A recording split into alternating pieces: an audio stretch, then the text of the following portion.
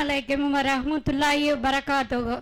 Innal hamdalillah nahmaduhu wa nasta'inuhu wa nastaghfiruhu wa na'udzu billahi min sururi anfusina wa min sayyiati a'malina.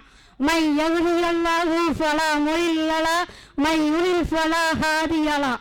Wa asyhadu an la ilaha illallah wa asyhadu anna Muhammadan abduhu wa rasuluhu.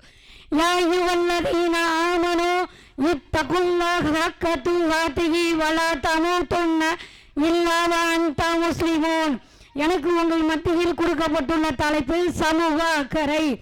இந்த உலகில் படைக்கப்பட்ட ஒவ்வொரு உயிரினங்களும் மற்ற உயிரினங்கள் மீது ஏதோ ஒரு வித அக்கறையில் தான் படைக்கப்பட்டிருக்கிறது. மனிதனின் பார்வையில் பார்த்தால் அக்கறை என்பது இரண்டு விதமானது.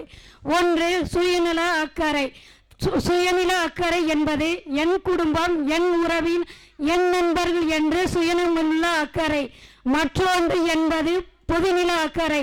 தன்னுடைய சமுதாயம் தன் பயணத்தை தவறான வழியில் பயணிக்கும் போது என் சமூகத்தார், என் நாட்டவர் என்று சமூக அக்கறை கொண்டது.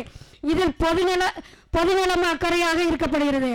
சுயநலம் அக்கறை என்பது ஒரு மனிதனுக்கு ஏதோ ஒரு தன்னை அறியாமல் தானாகவே வெளிப்படுகிறது.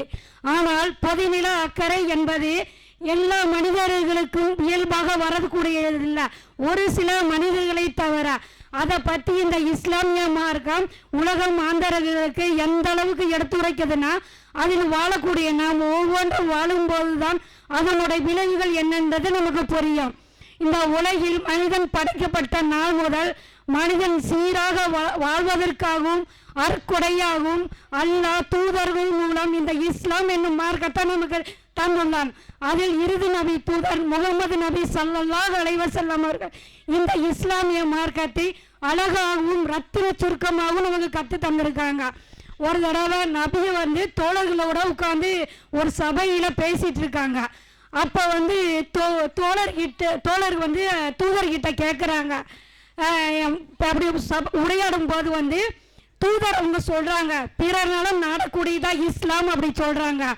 அப்போ தோழர்கள் கேட்குறாங்க, தூதரே பிறர் நலம் நாடுவதுனே என்னன்னு சொல்லி கேட்குறாங்க.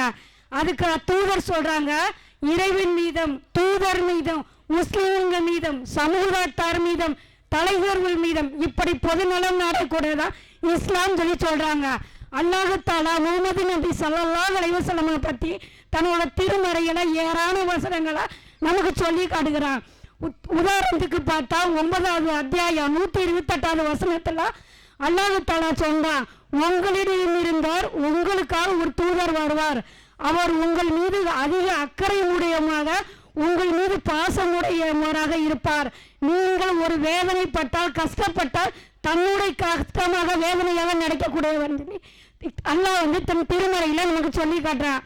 அடுத்து பார்த்தா 26வது அத்தியாயம் 3வது வசனத்துல அல்லாஹ் தஆலா சொல்றான், நபியே இந்த தூதர்களை நினைச்சு உங்களே நீங்க மாய்த்து கொள்வீங்க போல அப்படின்னு சொல்லி சொல்றான். அப்ப அல்லாஹ் சொல்றான்னா எந்த அளவுக்கு அல்லாஹ்வுடைய தூதர் சமூக அக்கறையோட வாழ்ந்து இருந்திருப்பாங்க நம்ம சற்று சிந்தித்து பார்க்கணும். ஒரு தடவை அல்லாஹ்வுடைய தூதர் மக்காலேருந்து மதீனாவுக்கு ஹிஜ்ரத் பண்ணி போறாங்க. அப்போ அல்லாஹ்வுடைய தூதருக்காக உயிரை கொடுக்கக்கூடிய சகாபாக்கள் இருந்தாங்க. ஆனால் அல்லாஹ்வுடைய தூதர் அந்த சூழ்நிலையும் கூட எனக்கு ஒன்றும் வேணாம், என்னோட வந்த முகாதிர்களை இங்கே இருக்கிற அன்சாரிகளை ஒருத்தருக்கு ஒருத்தர் சகோதரர் ஏற்றுக்கொள்ளுங்க அப்படின்னு சொல்கிறாங்க. அப்போ எந்த நிலையிலுமே தன்னை விட தன்னுடைய சமூகம் தான் பெருசுன்னு சொல்லி அல்லாஹ்வின் தூதர் நமக்கு வாழ்ந்து காட்டிக்கிருக்காங்க. எந்த அளவுக்குன்னா தன்னுடைய வாழ்நாள முழுவ ஃபுல்லும் தன்னை விட தன்னுடைய சமுதாயம் தான் பெருசுன்னு சொல்லி அல்லாஹ்வின் தூதர் வாழ்ந்து காட்டிருக்காங்க. இதுக்கு உதாரணம் பார்த்தா ஒன்றுன்னு ஆயிஷா ரலியல்லாஹு அல்லாஹ்வுடைய தூதர்கிட்ட கேட்குறாங்க, நபியே உங்களுக்கு ரொம்ப கஷ்டப்பட்டமான சம்பவம், மன வேதனைப்பட்ட சம்பவம் எதுன்னு சொல்லும் போது அல்லாஹ்வின் தூதர் சொல்றாங்க தாயிப் நகர் சம்பவத்தை பற்றி சொல்றாங்க. அப்போ தாயிப் நகர் சம்பவம் நமக்கு தெரியும். அப்போ அவங்க எந்த அளவுக்கு மன வேதனைப்பட்டிருந்தாங்கன்னா ஜிப்ரீல் அலைஹிஸ்ஸலாம் சொல்லுவாங்க, அல்லாஹ்வின் தூதரே மலக்குகளுக்கு உண்டான மலக்குகளை அல்லாஹ் அனுப்பிச்சிருக்கான், நீங்க சரின்னு சொல்லுங்க, இந்த ஊரவே நம்ம இது பண்ணிடலாம்னு சொல்லும் போது அல்லாஹ்வுடைய தூதர் அது எப்படிப்பட்ட சம்பவம்னா, ஒரு சில நிமிஷங்கள் அல்லாஹ்வின் தூதர் சுய நிலவை இருக்கப்பட்ட ஒரு சம்பவம்.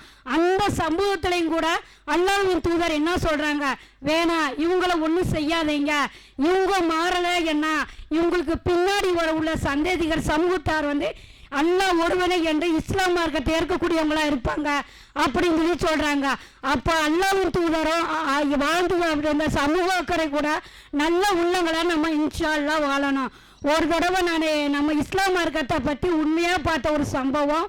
நான் மெட்ராஸில் இருந்தப்போ கொரோனா டைம். அப்போ அங்கே நிறைய நான் இருந்தது கவர்மெண்ட் ஆஸ்பத்திரி பக்கத்தில்.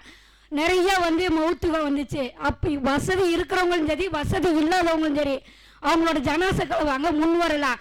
ஆனால் நம்ம இஸ்லாமிய மார்க்கத்தை சேர்ந்தவங்க தான் பரவாயில்ல கொடுங்க நாங்கள் அடக்கம் பண்ணன்னு சொல்லி வாங்கி அந்த ஜனாசைகளை அடக்கம் பண்ணக்கூடியவங்களாக இருந்தாங்க. அந்த ஒரு சமூகம் எனக்கு ரொம்ப ஒரு மனசு சந்தோஷப்பட்ட விஷயம். அப்படிப்பட்ட சமூக அக்கறை கூட மார்க்கத்தில் நம்ம பிறந்ததுக்கு அல்லாஹ்வுக்கு நன்றி சொல்லிட்டு இன்ஷா அல்லாஹ் இன்னும் வரக்கூடிய காலங்களில் சமூக அக்கறை கூடிய நல்ல உள்ளங்களை துவா செய்யணுமாக எனது உரையை முடிக்கிறேன். அஸ்ஸலாமு அலைக்கும் வரஹ்மத்துல்லாஹி வபரகாத்துஹு.